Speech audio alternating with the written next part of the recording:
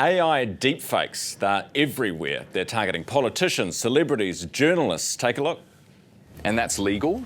There's no scam. I'm ready to transparently show the entire country on a national level how to effectively turn $400 into a reliable $20,000 within 30 days. This is a real chance to drastically improve life within 3 months. But 99% of people don't even realise that this tech product exists.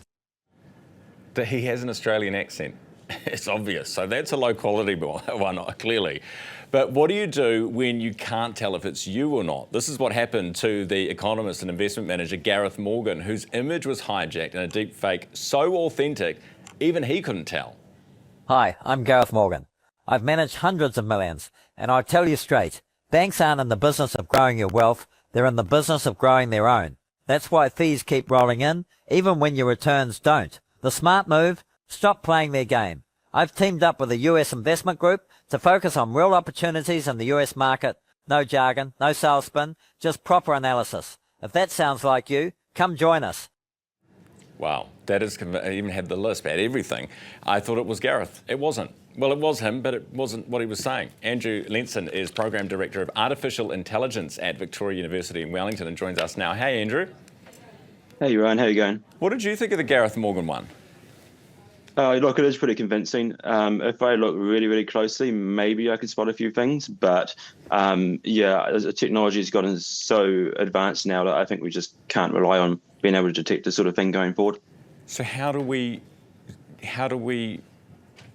know what we're watching is real? We kind of don't. It's getting really hard, right? And so I think this is where we have to look at other ways to, I guess, verify content. So looking at who's posted it, is it their official page, what is their reputation, are there other sources we can look at to validate that information? Because, as you said, we just really can't rely on detecting it anymore. And so I think we need to move more towards that suspicion or that almost like critique of what we're seeing. Can you not set up, because going to someone's official page, how do you know it's their official page?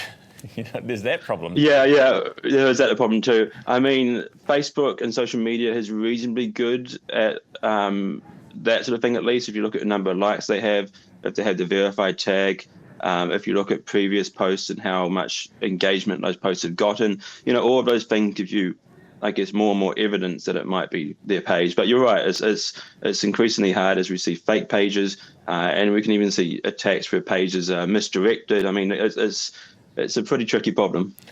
And it creates a problem for society because if you don't trust, even if it is the real person, you might think it's not. And if it's not the right person, you might think it is. You know, it creates this problem for society where when we see stuff, whether it's real or not, we kind of don't trust it.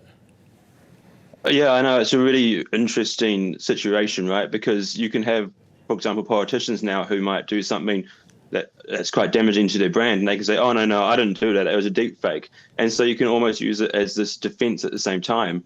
And I think we're seeing in the courts, for example, that's an emerging issue too, where there's sort of the deep fake defense.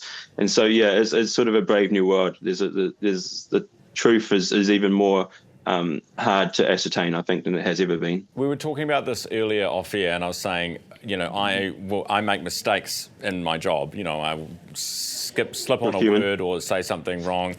But then, presumably, the bots can make the AI deepfakes make mistakes too.